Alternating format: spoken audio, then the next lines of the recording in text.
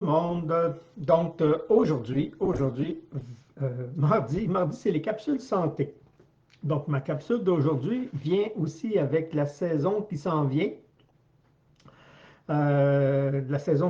l'automne.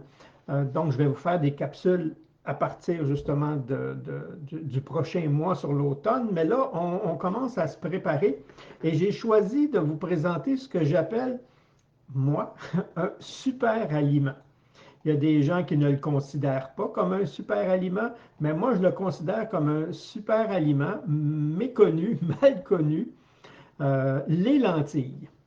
Les lentilles mal utilisées, quand je dis mal utilisées, très peu utilisées, boudées même par certains.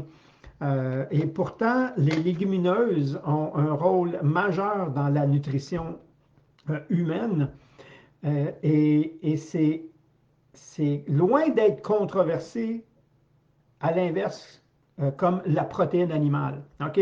Les lentilles font partie des légumineuses et sont une bonne source de protéines pour le corps. Un très bon remplacement au niveau végétal. Mais pourquoi je la mets super aliment? Parce qu'elle a plusieurs bénéfices. Donc, je vais vous parler de ces bénéfices-là. Premièrement, les lentilles, c'est une des rares légumineuses qu'on n'a pas besoin de faire tremper avant. La plupart des légumineuses, on les laisse tremper 4, 6, 8 heures avant de soit les cuire, les consommer ou les lentilles, pas besoin. Donc déjà là, une grande facilité, sont plus petites. Et les lentilles ont un indice glycémique, comme la majorité aussi des légumineuses, très bas. Donc, tout ce qu'on appelle syndrome métabolique, toutes ces perturbations-là que les gens, ces débalancements-là, en réalité, occasionnés par le raffinement excessif, surtout au niveau des céréales, ben, les légumineuses viennent ralentir ce métabolisme-là, pauvre en calories. Donc, souvent, lors les gens qui vont faire des régimes ou autres, ben, c'est un aliment à favoriser. Sur ce point-là. Deuxièmement, très riche en protéines, comme je disais. Bénéfique pour toutes. Surtout, on dit en naturopathie, la lentille, c'est la légumineuse de la femme, à cause justement de cette particularité-là. Donc, une bonne richesse en fer. Et à toutes les menstruations, ben, vous perdez du sang, vous perdez du fer. Chez l'humain, le noyau de chaque cellule, c'est un atome de fer. Et le sang en est encore plus riche, donc vous en perdez, donc vous avez besoin d'aller en chercher un peu plus que nous, les hommes. Donc la lentille est favorable pour ça, mais pas juste en fer. Elle est riche en magnésium et on sait qu'on manque beaucoup de magnésium, potassium, et ça, je vais vous parler de magnésium-potassium dans une autre capsule, tellement c'est important.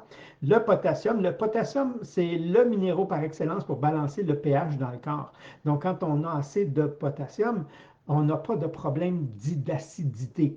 OK? Justement, à cause de son grand potentiel de neutraliser l'acidité.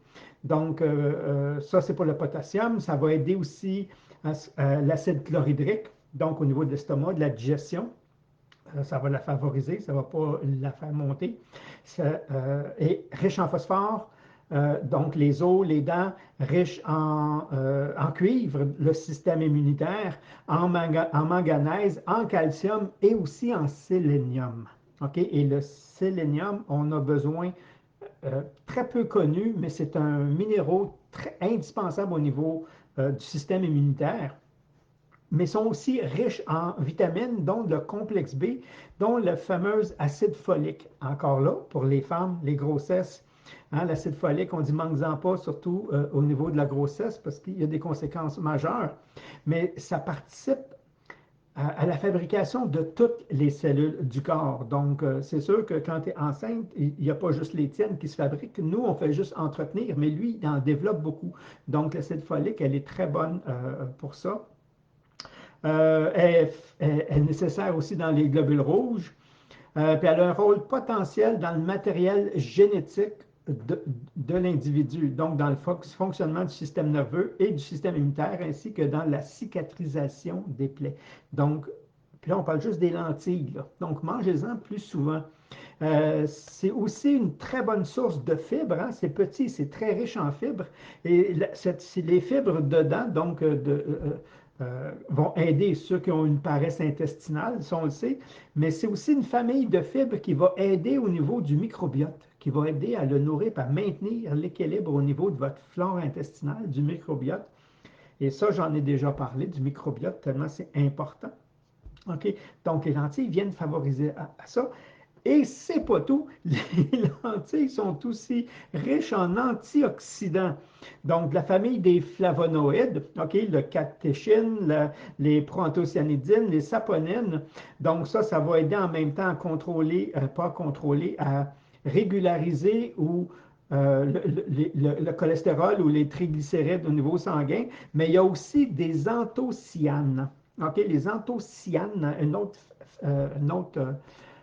forme d'antioxydants qui, eux autres, c'est sûr que ce n'est pas un bol de lentilles qui va juste faire une méga différence, mais d'en avoir dans son système va aider énormément régulièrement, à manger régulièrement, parce que ça aide à ralentir le processus de croissance des cellules cancéreuses dans l'organisme.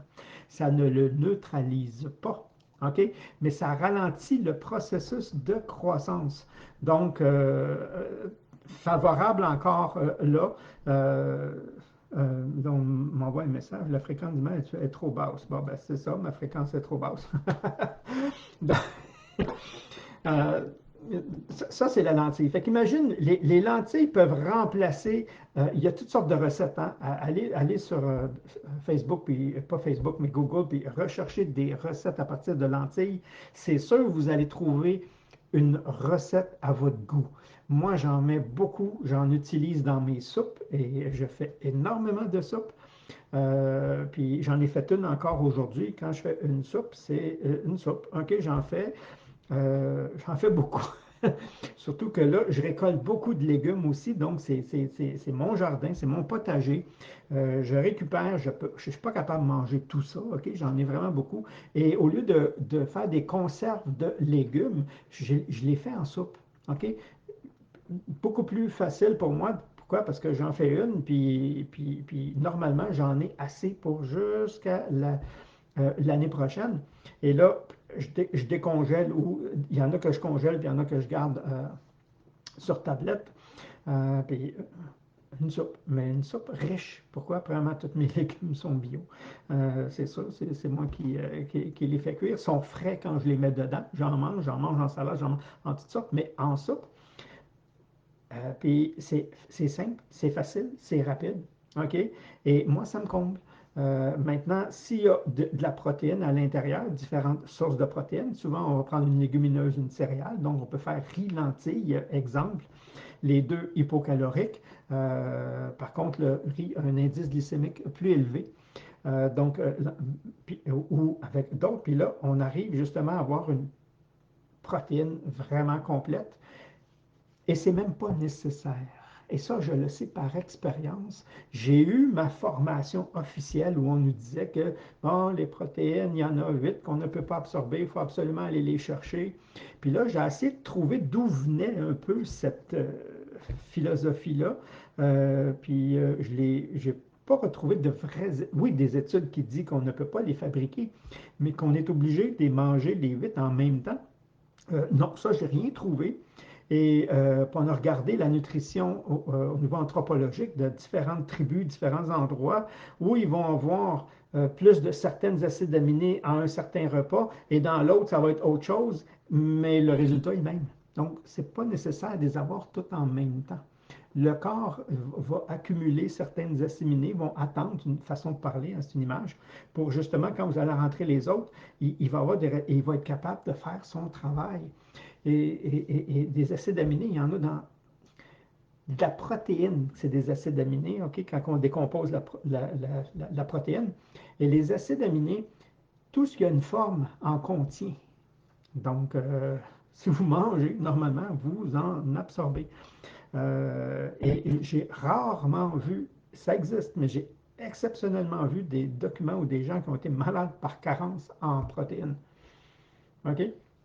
T'en manges-tu assez, t'en manges pas assez? Il y a les nutritionnistes souvent qui disent ah, ça en prend tant, ça en prend tant. Mais quand on regarde dans les faits, on n'est pas capable de générer. Alors, mais c'est dans ce sens, je ne suis pas contre, puis je ne suis pas pour. Oui, j'en garde au réfrigérateur. On peut les conserver. Combien de temps on peut les conserver cuites au frigidaire? Les lentilles, on peut les avoir en germination. On, on, on fait plus que doubler. Je pense qu'on triple la quantité de protéines, justement, dedans. Mais il n'y a pas que la protéine, c'est que c'est un aliment assez complet. Fait que souvent riche en minéraux, riche en certaines vitamines, ceux qui manquent le plus, riche en antioxydants. Bon, pour le faire, il y en a qui font des galettes à partir des lentilles pour remplacer des galettes comme pour faire des hamburgers, des simili viande, si on veut. Il y en a à l'inverse. Il y a des recettes, c'est pas fini. Mangez-en souvent. Mangez-en souvent. Variez vos légumineuses si vous voulez. Les plus riches, ceux qui ont le plus de bénéfices, on a les fèves noires. OK? On a les pois chiches qui est un petit peu différent, sont une certaine richesse. Mais les lentilles, au niveau antioxydant et tout ça, dépassent de loin toutes les autres. Un bénéfice à en manger un peu plus. Moi, je regarde mon temps, j'ai fait mon temps là-dessus.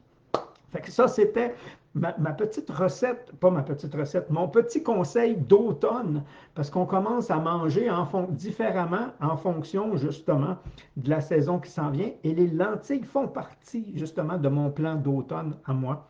Même si on peut en manger à l'année, on les concentre, puis moi, je mange plus de soupe à partir de là aussi. Donc, j'en ai un peu plus dans mon alimentation. Un petit rafraîchissement, on me le demande, on revient, j'hésite, puis un protocole, je vais vous donner un protocole, c'est pas le seul, c'est pas l'unique, au niveau de prévenir les effets reliés à la vaccination. On me l'a demandé, c'est sûr que ça va être encore là, ça va être des grandes lignes. Mais assez précis parce que là, on m'a demandé, oui, mais quel produit ou des trucs comme ça. Donc, je vais vous donner ça cette semaine. D'après moi, ça va être jeudi. Jeudi de cette semaine, je devrais faire un live. D'après moi, je vais le faire en live aussi. Je vais voir si je ne le fais pas sous une autre forme, mais ça devrait être jeudi cette semaine que je vais vous faire ça. Pourquoi? Parce que je le donne à tous les jours. Donc, à place de le donner un par un, ben là, je vais le donner en ligne. Après, faites ce que vous voulez. Il y a beaucoup de recherches en arrière. J'ai beaucoup de documents officiels, d'études pour justifier un peu ce que j'apporte, pour éviter les effets indésirables, pour se préparer avant, pour éviter les effets indésirable ou si vous l'avez déjà eu, parce que des fois c'est un choix, puis des fois ça ne l'est pas. Hein. Au moins, même après, c'est bénéfique là-dessus. Ça devrait être cette semaine. Fait que là-dessus, si vous n'êtes pas au courant, si vous n'êtes pas au courant, ben, restez abonné parce que moi, je ne cours pas après le monde, pour vous dire. Donc, il va passer, il va être là. Maintenant, si vous pensez que ça peut servir, ben, tant mieux là-dessus. Merci et exceptionnellement, peut-être jeudi cette semaine. Merci, bye bye tout le monde et mettez des lentilles dans votre alimentation, vous allez adorer. Bye bye.